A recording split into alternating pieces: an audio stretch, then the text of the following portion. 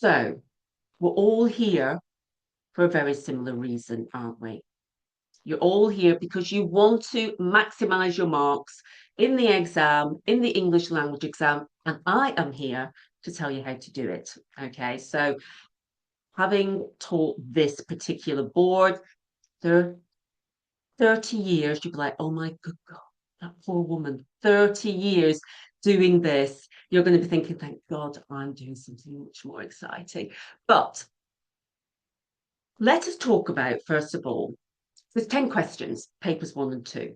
Okay, 10 questions. So we need to make sure that we hit the right skills on each one. And I'm going to take out both question ones for papers 1 and 2 because they're really easy. So we don't even have 10. Let's say we've got 8. So we need to know in every single question, it's a very specific skill and it's a very specific way in which we answer it. So let's kick off with a few questions for you. Okay. So out of both papers, what do you think is the area or the question or the issue that brings your marks down? What is the high level answer to that? What is it that brings you down?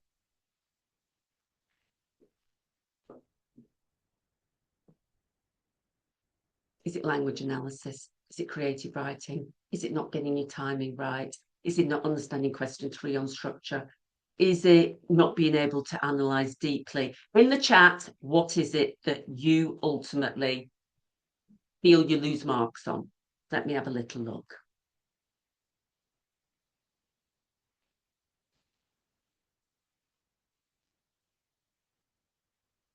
Language and structure analysis. Yeah, very common.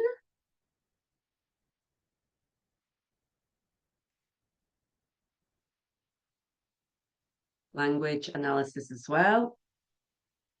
Yeah. It's a skill. The thing with language analysis, it just takes a little bit of bending a question. So we're going to come on to this. Understanding text and structure. Structure. Ooh, do you know what? They should not have question. They shouldn't have the structure question in none of the examiners like the structure question because it's not a natural part of us to think, well, I wonder how that's structured. If you watch a film, you don't think, oh, what an incredible structure. Look at how it began and what's in the middle. No, you absorb it, you read it, you watch it, and you enjoy it. And it's the same when you're reading a book. You might be reading it and you might be thinking, oh, that's really nice descriptive language, but you're not thinking about the structure as such. So it seems to me they were all hitting the same issues. Language analysis, language structure. That's interesting. So we're going to nail it on this. We're going to nail it. Has anyone got an issue with reading the question? As in answering the question? You know, there you are. How does the writer use language to convey these weather? And before you know it, you've started writing about somebody who's in the weather. Who does that? Or who doesn't time themselves very well? On question 4, paper 1 and 2. And you get there and you're like, you spent too long on the piddly question number 2 and 3. Who does that? Come on, I want you to be honest now. Who's got their timing all askew? Anybody? Interesting. You find it hard to put down what you read. Yes. So basically, is that fair to say, Jake, that the answer could be in your head, kind of, but then you can't then convert it so that it goes down your arm and onto the page? Is that fair to say? I've got to stop waving my hands around. I've got blurry. Yeah. And also understanding who has this issue. I'm just going to see if I can. I've just got to stop moving around. Who has an issue where they're reading the source and then by the time they get halfway through, they've forgotten what the beginning bit was? Has anyone got that issue? Because we're going to have strategies for that as well. Has everybody got their workbook printed off? Have we all got the workbook printed off? Has anyone not managed to do that? Anyone not? Anyone not? Anyone not got the workbook? Because we're going to literally kick off now with the starting point. So the first thing I'm going to ask you is this. We're going to start with creative writing. I've gone a bit blurry. I'm asking my IT man here. If you want to share the. I think I'll share it in a minute. I'm just wondering why I've gone blurry. I think I was moving around too much. Maybe it'll just. When you're writing creative writing, can you tell me what the 4 assessment criteria are? What is an examiner examining you on? What does he want to see? He or she is going to go, yes, I'm going to give you mark. What's the 4?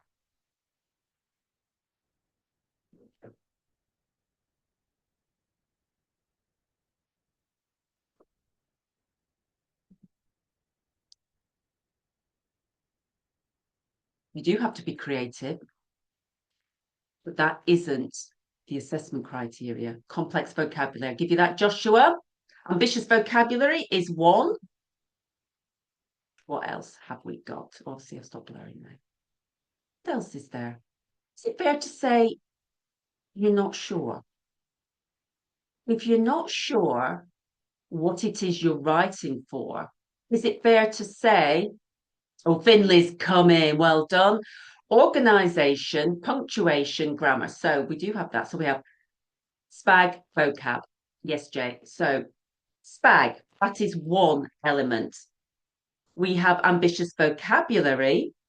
We have, as anybody mentioned, we've got imaginative use of structure. And yes, Joshua, imaginative use of language devices. So if you don't know that, you're in an exam and you're writing away, feeling quite happy. You've done 2 sides. It's an interesting story. You've been creative. But what you haven't done is you haven't got what's on the examiner's list. And that's what causes you to lose the most marks. So what we're going to focus on, this first bit is me giving you the high level stuff because I kind of need to have you on board so that you really believe. So you believe me. So you believe me. I'm not just an English person who's going, yeah, it's really nice to have. No, it's like this will have the biggest impact on your mark. So I need you to believe me. So in a 40-mark creative writing question, your marks are tallied up. So you get 8 for SPAG, and that's how well you vary your punctuation, your spelling. Your ambitious vocabulary is also worth 8, but that does not mean shoehorning words like lackadaisical and discombobulated in. Examiners hate that.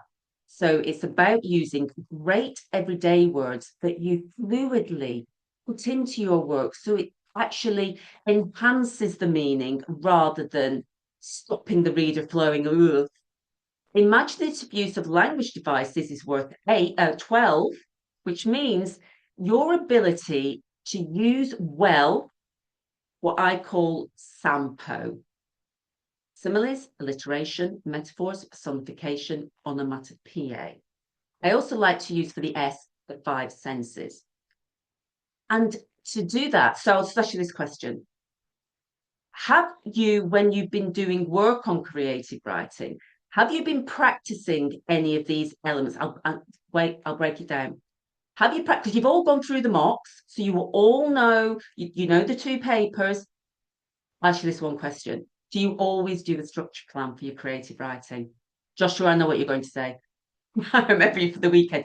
Do you always do a structure plan? Yes or no? Or sometimes? Yes, no, or sometimes? Oh, Vanilla, I can see you shaking your head. And you know what? It's not that it's a nice to have. Did I? See, this is great. I'm glad you don't, because this is the way you're going to nail it and improve your mark more than any. If you ask me at your age, would you, no, because I haven't got enough time as it is, and I just want to get writing, to be honest. No, no, no, no. I'm going to convert you into that, okay? When you are writing, are you actively thinking, how can I fluidly and smoothly putting similes, alliteration, metaphors, personification, onomatopoeia? Or are you just writing? What are you doing? What's in your head? What comes out on the paper? Have you got a strategy? Have you got a plan? Or are you hoping for the best? No? Let me ask you this. Do you have your own personal list of great vocabulary that you have previously used and know that you can integrate it into a piece of work, no matter what it is, smoothly and creating meaning? Do you have that? Oh, we've got some shaky heads here. Great. I'm happy that you haven't a bit. Strategy, seriously, guys, strategy is everything. There's no way in a million years, if I was sitting this paper tomorrow, I won't go in with a cast iron plan. Why? Because I fall to pieces in exams. I fall to pieces because writing English in an English exam is a very complex process. You're against the time. It's a very creative element. You have to weave in structure, language devices, vocab, everything. And what can happen for quite a few people? Two things can happen. Well, lots of things can happen, but the two main things happen.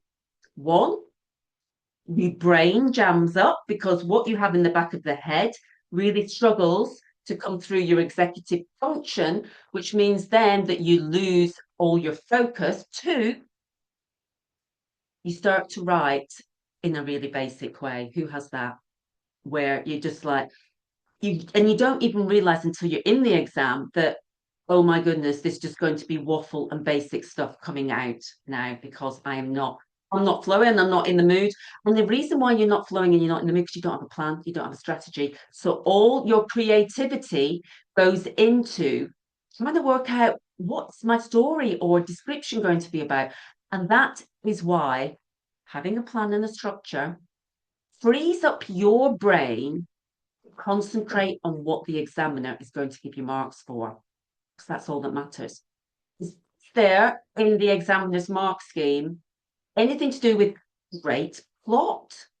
Oh, I was totally entertained. Love that zombie bit at the end. No, it's not that. They are working to how well have you created according to this.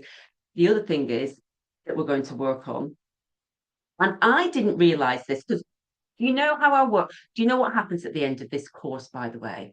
Do you know that you get an assessment timed at home under exam conditions and marked by a senior AQA examiner? Did you know that? Yes or no? Did you know that? That's what happens at the end. So, woo! Just so you know, this is where we're going with this. You're going to take the new tips and strategies, oh, the new structure plan, oh, the vocab, you're going to turn it all into a strategy where you get to test it out before you hit the summer, because I'm begin to tell you, 33%, more than 3 out of 10 students came out of that exam hall without a grade 4. How shocking is that? How shocking is that? How many messages did I get afterwards from parents who were totally blindsided? I didn't know. Grade boundaries firmed up this year, big style, because they were set at pre-COVID times. You know, they were kind of lenient. Well, they haven't been to school and they've been stuck in the house. We better no. So you guys, you kind of need to up your game a little bit. And to up your game, you need to implement the strategies. Okay. So what else was I going to say? I was going to say something else, but do you know what? Let us just start by getting started on the workbook. So let me have a little look. Has everyone got one printed? Where's my workbook? It's buried under. Right, I am going to share the screen now. Is that okay? I'm going to share the screen, so I've got it on the screen as well. Let's start looking at the reality of this.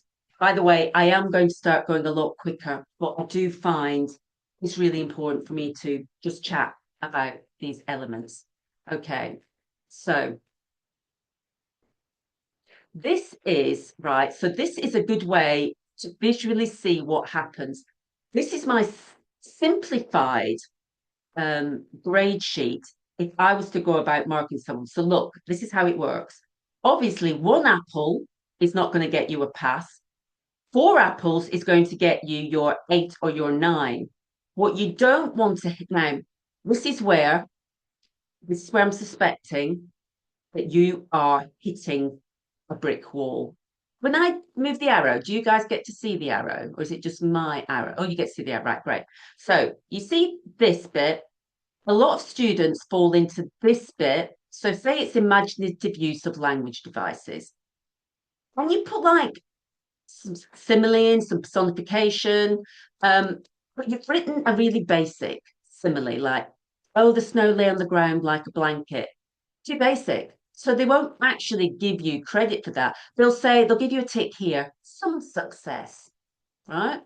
So then imaginative use of structure. So you guys, if you're not putting in a structure and you physically, the examiner can see you haven't written a structure. And if you haven't put in things like cyclical narrative, recurring motif, zooming in, flashback, single sentence, all these elements which constitute structure, where you're going to go. You're going to go here with the two apples. Then you've got your ambitious vocabulary. You say you haven't got a plan there. So if you're not writing increasingly sophisticated vocabulary, you're right, you get the two apples where it's just varied, but just what counts as ambitious vocabulary? Well, I'd say words like melancholy, tenacious, tentative, kaleidoscopic, these sorts of words. You're spagging your spelling. Has anyone here got a particular issue with spelling? As in, it's always been your Achilles heel. Anyone? The thing is, if your spelling isn't great and it's something you can't help for whatever reason, then you mustn't worry about spelling because essentially you're going to lose maybe 3 or 4 marks. End of. What you do is you strengthen the other areas instead. If your spelling is careless and you're still getting your there, and there wrong and your yours and your, basic stuff, I would say tidy up that bit. Tidy up anything which you've just got into the habit of carelessly writing. Punctuation.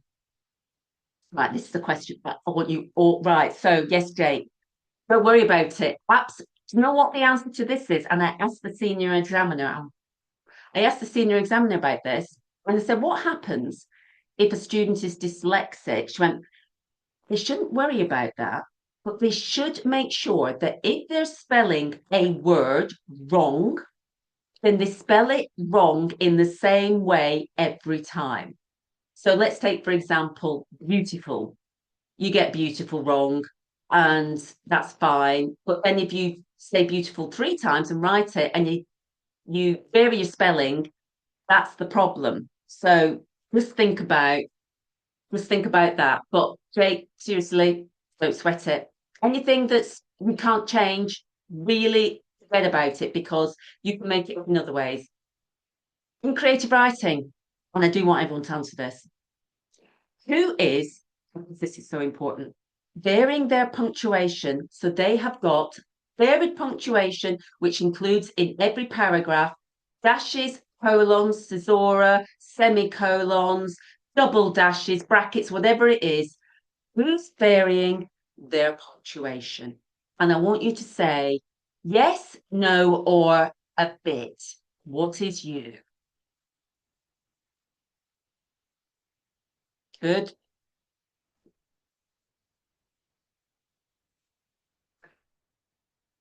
A bit. A bit. I get a bit. Honestly, it was the most it's really boring punctuation, isn't it? When I was your age, I used to hand my book to my mom and said, please will you put, because I was good at stories, but I hated the punctuation bit. So I'd ask her to put my punctuation in. A bit isn't going, right, look at the apples. So your punctuation, you're going to be in the two apples. And you know what happens is that halfway mark is half marks, okay? And if you're going to hit half marks on some of your questions, so your half marks, to get half marks across the whole paper, you're hitting grade 4, okay? I'm going to ask you this question now. How many marks are there in paper 1? So it's marked out of 80. How many marks are there between each grade boundary approximately? What's your answer? How many marks? 6. That's a very good. Did you know that, Jake? For a fact, is that a guess? 7, 8. You're thereabouts. It was a guess. Okay. It was a good guess, Jake, because that's not Jake. Was it Jake? Yes, because that is the right answer. It's around 5, 6, 7. But let's just call it 6. And it is so easy to make up 6 marks, and it's very easy to drop 6 marks. So we need to make sure that we're as often as possible, we're hitting this box, okay? Because we don't want to get half marks because that's where you get the lower grade. Okay, so let's have a look at the next page. Right, we're going to do some work now. But have a look. So this is a typical picture. Do you tend to go for a description or a story? What's your choice? Or does it depend on what the picture is? What is your choice, story or description?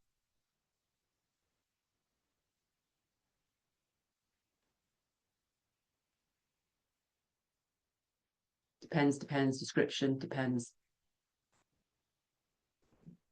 Okay, that's fine because I've got a structure plan that will do for either. But look at the bottom, just briefly, description preferably. I know, because coming up with a decent plot, but the thing is, I'm going to tell you about the plot. You don't need to come up with a great plot. Well, let's have a look at this. So if you're an examiner, just very briefly, just have a look at what it is that they are judging you on. So they've just read they've just read your creative writing. And they're looking across the top. So they're your 24 marks, which is your content and organization, your structure and your language devices, and your technical accuracy, which is your vocabulary and your SPAG. So thinking about the last piece of creative writing that you wrote, where would you put yourself? Where would you put yourself? What mark would you get? Are you in the middle of level 3? Or are you thinking, actually, I didn't have a clear structure?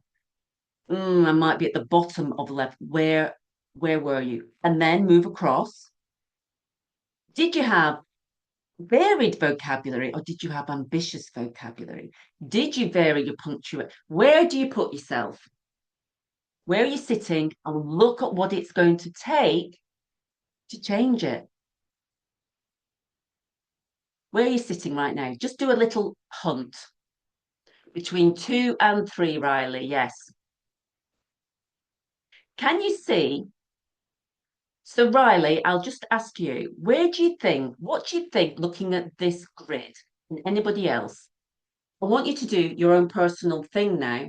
You personally, what are you going to pledge that you are going to really focus on in order to get the next level? Tell me what it is. What is you don't have to be everything, just the first couple of things we think, well, I must do that. What's it going to be?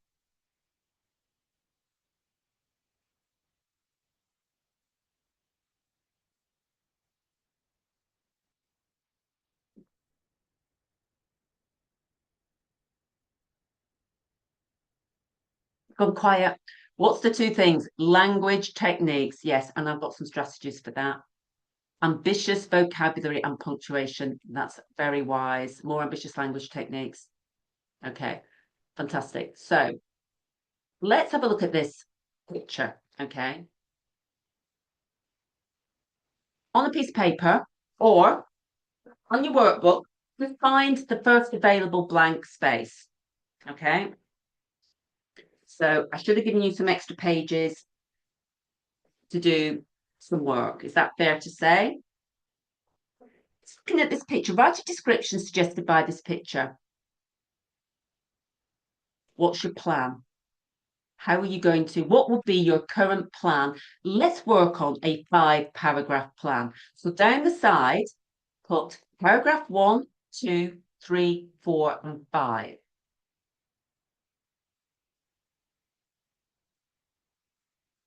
And we're all going to work on the description part. Okay. So I want you to just take a couple of minutes to think about what's your plan to put in each paragraph and how are you going to end your description? Do you have a plan? Or are you just thinking, nah, I'm just going to start writing? And then we're going to have a break.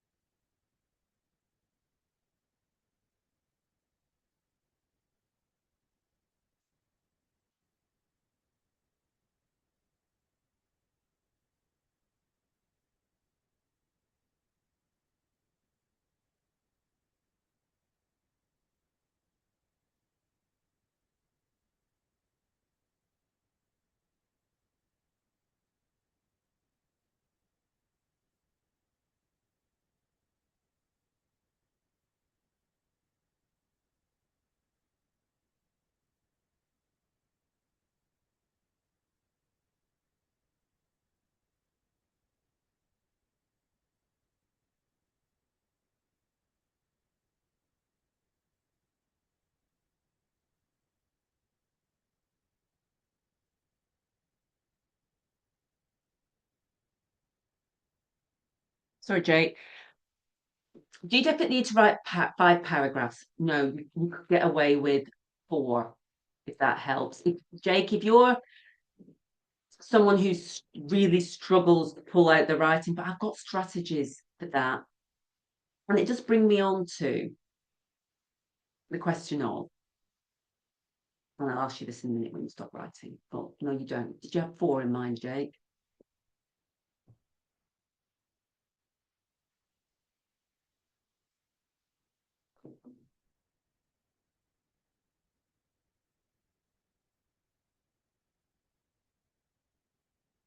The question is, have a look at this picture and imagine you're in the exam and you're writing a structure plan. What would you write?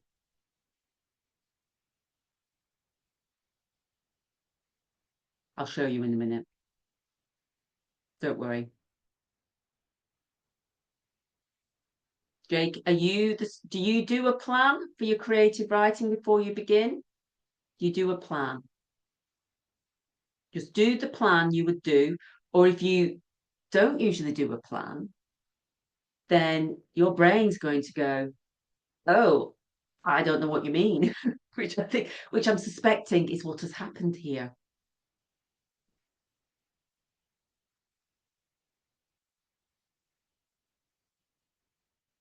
So, in doing a plan for this, if you have managed to put some sort of plan together,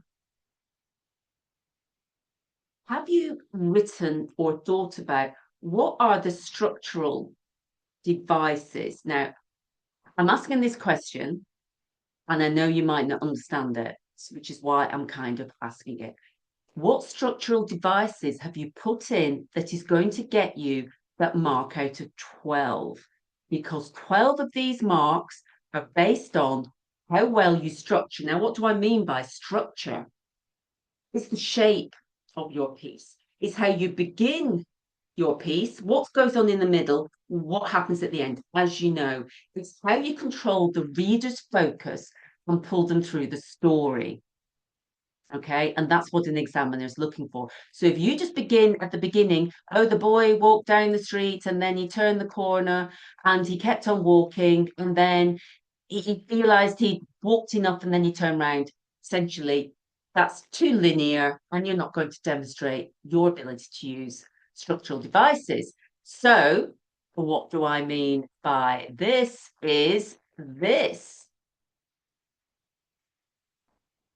This is in fact, 25. Let's just take 3 minutes, 4 minutes, just to not stare at a screen and have a little stretch and gather our thoughts. And then we'll come back and we're going to really look at this structure plan, because this is the way to get your marks very different. So 3, 4 minutes, what will you say? We're back.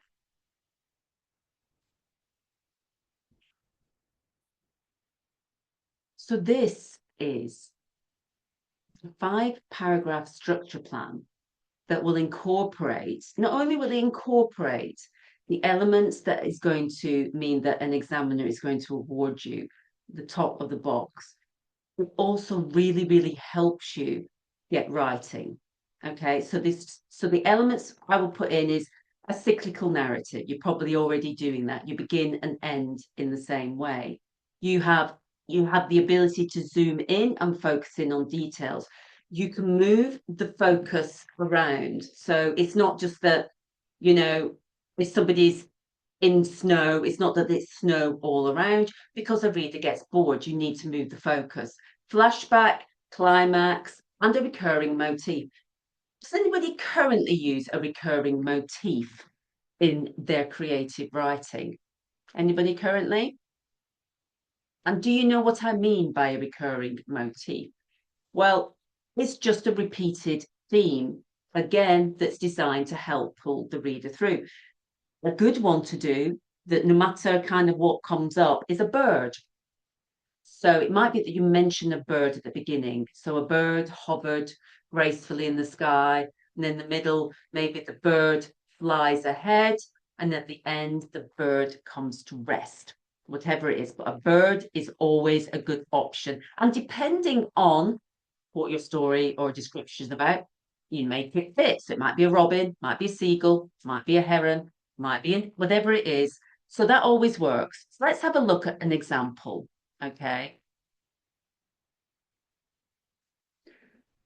So my 5-paragraph plan, or 4 paragraphs, would be fine. I'll just ask you this question now. How many words do you think would you write? Would you choose to write? If I work on the principle of an A4 piece of paper, I tend to write about 300 words per side. So what are examiners expecting you to write? Because this is an extended narrative. How many words do you think? 800.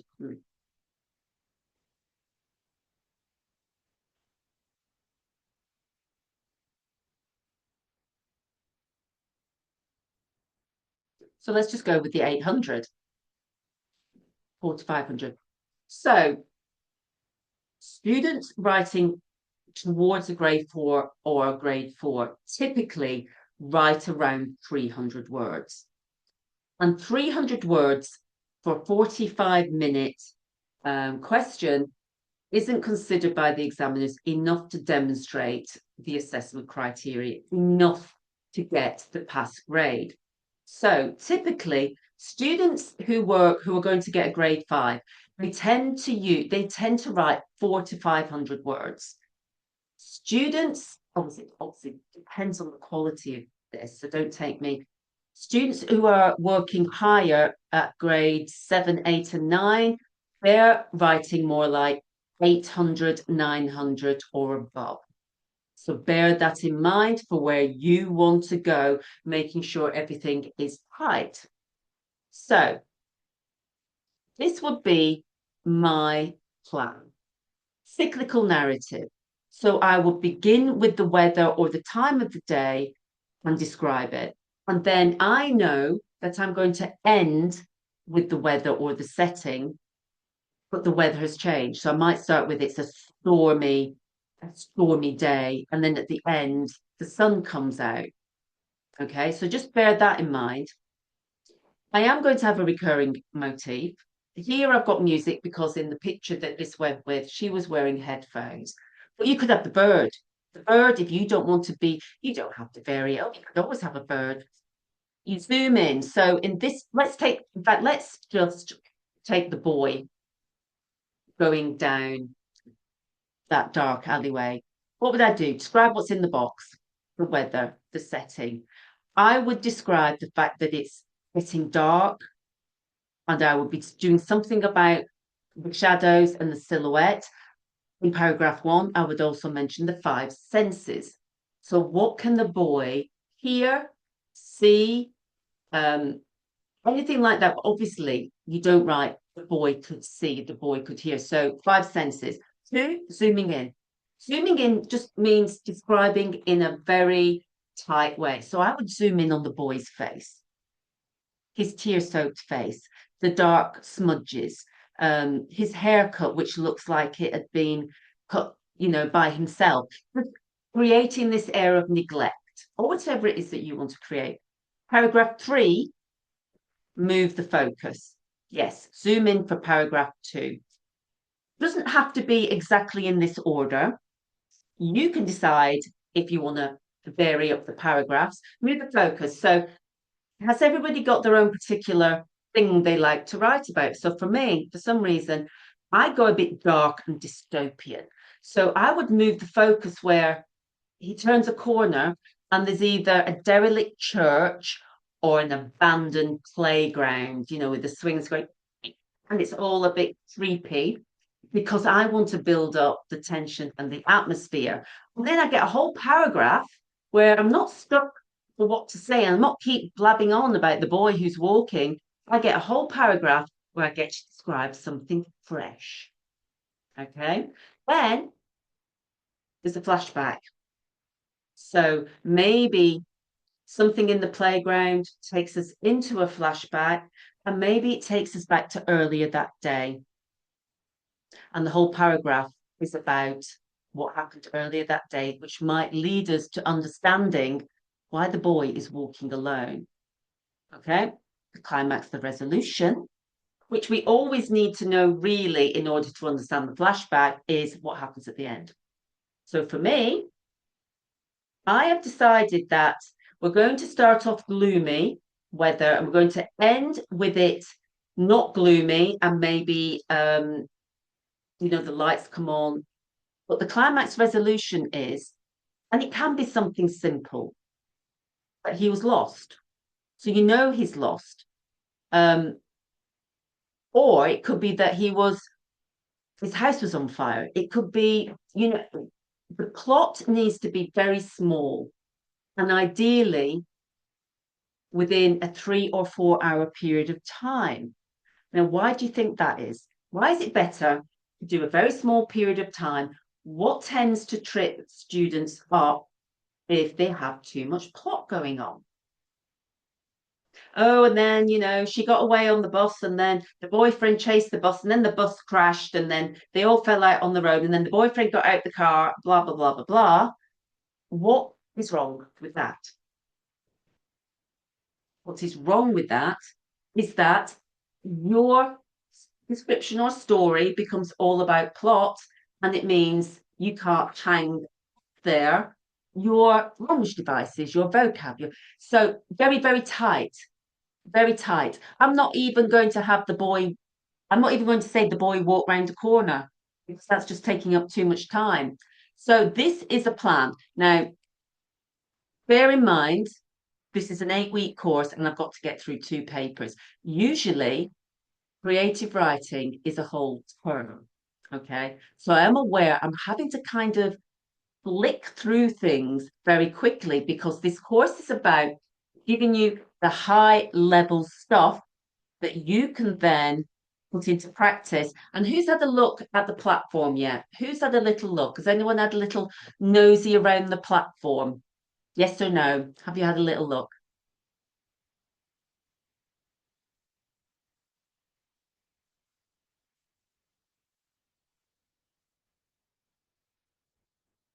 Yes or no?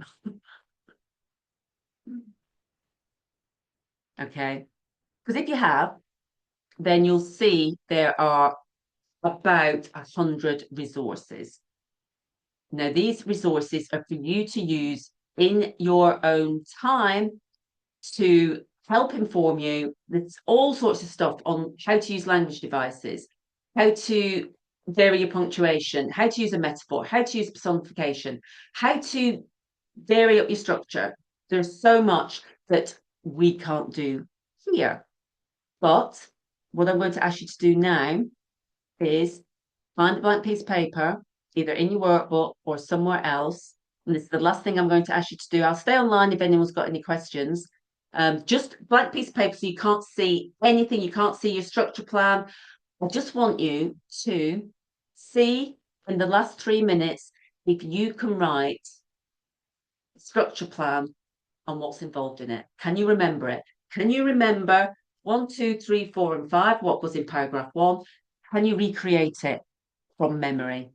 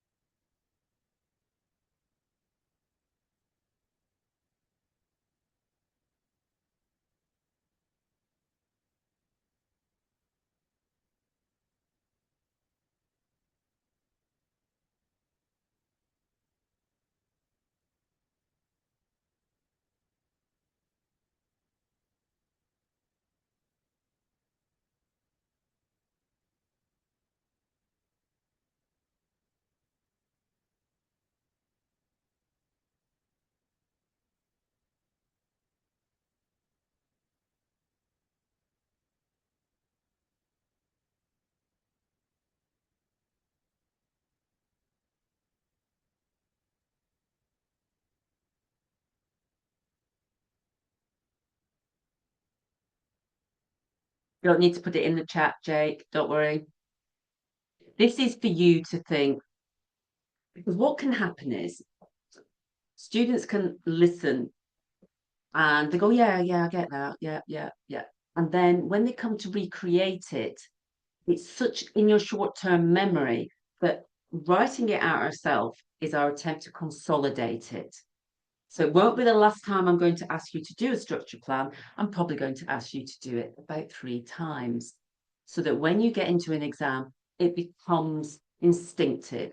You know straight away, and it's not going to kind of put extra pressure on your executive function more than it needs to, because you're going to be faced with a lot of things you haven't seen before, different sorts, etc. And that is to take the stress out of it. How did you get on? Did you miss anything out? Did you get on? Did you manage to recreate it? Or did you miss something? Remember, it's weather setting. I'm going to next session. So next week, we are going to really focus in on how do you upgrade your similes, alliteration, that's good, Jake. Similes, alliteration, metaphors. How do we get those elements, singing and dancing, so that, yeah, paragraph 3, you do just keep replaying it in your head, so that the examiner is going to reward you for having sophisticated elements, not just run through the forest like Usain Bolt, which I read all the time. So we need to move on from that. So we are done for today. Well done on your first section. You are more than welcome to stay on and turn your chat on, turn your mic on. If you've got anything particular you want to ask me, or you can do it in the chat, whatever. But if you're all done for today, you're welcome to go off and do your own thing. But have a look at the resources. Oh, one last thing. I do set an optional homework. Okay. It's just a 10-minute homework and it's designed so that I can see that, yes, that's fine. You've got that. And I will give feedback on it. Um, I set the homework, it'll be on the platform tonight. It'll be literally down the side, and you submit it via the platform. Again, it's only a 10-minute exercise, optional. And if it's in by next Tuesday, I will have it, I will have feedback for it. So I hope that's been all right. And it will start to get a bit quicker as I realise that I've got to get through quite a lot and lots to tell you. So, anyway, see you next week if I don't see you in the next few minutes. Take care.